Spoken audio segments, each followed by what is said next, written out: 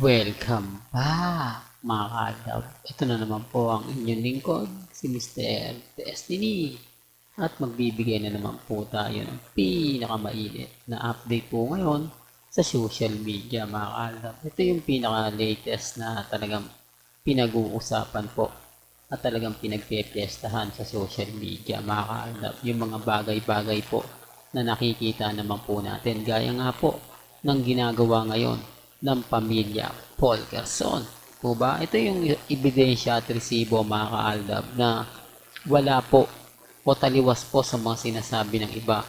Taliwas po sa mga komento po ng iba na kumbaga mararamdaman mo yung hindi totoo, yung talagang ginagamit lang po nila para lang po pansariling interes. Tapos sasabihin nila Christopher Min, nila Ray Pumaloy na grabe daw po yung kumbaga effort na makikita daw po kina Alden Richards at kay Catherine.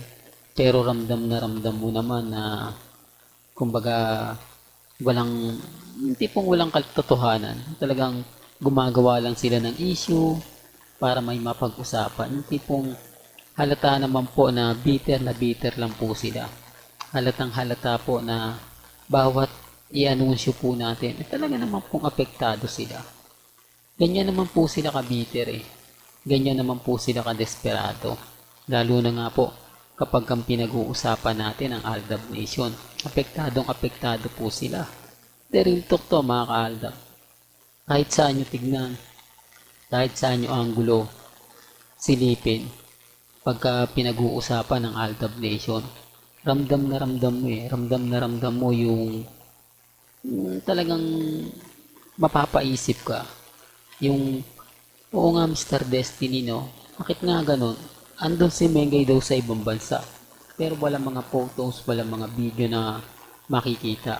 Hindi mo nga alam kung totoong magkasama nga po talaga yung dalawa. Kasi hindi mo naman talaga masasabi dahil wala na mga talagang photos na makikita ka. Sinasabi ko lang po yung totoo. Sinasabi ko lang po yung katotohanan, lalo na nga po sa mga taong dumadaan at bumibisita po sa channel ni Mr. Destiny. Alam niyo naman po dito sa channel ni Mr. Destiny, napakarami po nating update. Napakarami po nating nakakalat na impormasyon. Taliwas po sa mga sinasabi ng ilan. Taliwas po sa mga komento ng mga umiikot po sa social media. Kasi kung may ebidensya sila at resibo na magkasama nga po si Catherine at si Alden, dapat naglabas na. Dapat nagbigay na po sila ng mga sinasabi nilang ebidensya. Pero wala eh. Diba? Wala po talaga makikita na kaganapan. Sabi ko nga po sa inyo, relax lang. Di po ba? Maging kampante lang kasi malay nyo bukas, di po ba?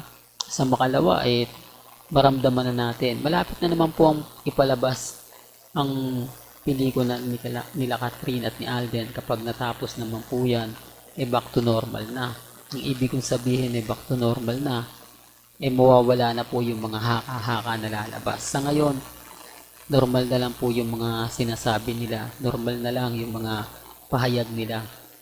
Dahil nga po sa pelikula nila Alden at ni Catherine, eh tahimik lang naman po talaga. Dahil ang promotion nga po ang importante. Ang importante po ay kumita ang pelikula nila Alden Richards at ni Catherine. Yun naman po yung mahalaga eh. Dahil pag hindi nga po siya kumita, eh syempre, dismayado si Derek Cathy Molina. Dismayado ang ABS-CBN. Malamang hindi na nga po talaga masundan kahit kailan pa ang pelikula nila Catherine at ni Alden Richards. Di po ba? Totoo naman po eh. Kasi kahit sabihin nila na hindi siya kumita, gagawa at susundutan, hindi po. Never pong gagawin yan. Alam nyo naman po ang ABS-CBN at ang GMA Network. Kapag hindi nag-click ang isang tandem, agad-agad ina-echopera nila yan. Agad-agad. Kumbaga tinatanggal nila yan. Dahil alam nila, wala naman, kumbaga hindi nag-click na sa tao eh. Hindi na nagbo-boom. Ganun po kagulang o kahusay ang ABS-CBN at GMA Network pagdating po sa pagbibigay ng mga balita. Kasi kumbaga ang gusto lagi nila yung sila yung tipong pinag-uusapan, sila yung laging bida. Di po ba? Tapos ngayon mga kaaldab, tayo yung babanatan nila. Nako, puro post naman ni Alden yung pinapakita mo. Halatang pinopromote mo na naman si Alden Richards sa pelikula nila ni Catherine. Well, sa akin po mga kaaldab, wala naman pong pilitan. Hindi naman po ako namimilit sa mga taong nagsasabi ng ganyan. Karapatan po nila yan na mag-react at magkomento kasi nababasag po natin sila eh. Gaya nga po ng pinapakita ko sa inyo, pinapanood ko po sa inyo, basag po sila. Ang ibig kong sabihin basag, hindi po sila makagawa ng mga update nila na magkasama sila Catherine at si Alden kasi kita mo eh, di po ba? Sabi nagpo-post kasi si Mr. Destiny, paano tayo makakagalaw? Kita mo naman na puro update ni Mr. Destiny. Siyempre magagalit sila sa atin, inis sila sa atin kasi nga po nababasag natin sila. Yung tipong kailangan nilang gawin yan, eh talagang mapapaisip po talaga sila, di po ba? Kaya ang sabi ko sa inyo, ako kampante lang, matatag. Lalo na nga po kapag ang pinag-uusapan natin, eh ang Aldab Nation. Oh, ramdam mo yung presensya, ramdam mo na parang may mali, ramdam mo na kahit anong sabihin ng iba, eh talagang ramdam na ramdam mo. Gaya nga po ng post ni May. Simple lang, di po ba? Pero pagpapahiwatig yan, kung sino nga po ba talaga yung kasama niya. Pagpapahiwatig yan, na talagang ramdam mo, di po ba? Yung presensya na sinasabi at laging pinapaliwanag. Kaya nga po yung iba nagtatanong lagi sa atin eh. Alam mo Mr. Destiny, apektado sila sa mga ina-update mo. Inis na inis sila sa mga pinapaliwanag mo. Gaya nga po ng sinabi ni mami ni Catherine Bernardo, eh hindi naman po talaga mahilig yan sa showbiz. Pero bakit nila nalilink? Pagpapatunay lang po yan na talagang kailangan po talaga kasi kumita ng ABS-CBN at GMA.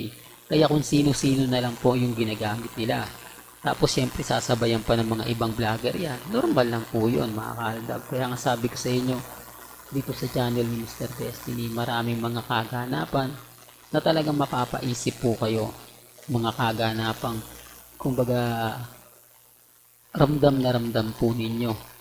Kaya relax lang po kayo, maging kampante at maging matatag.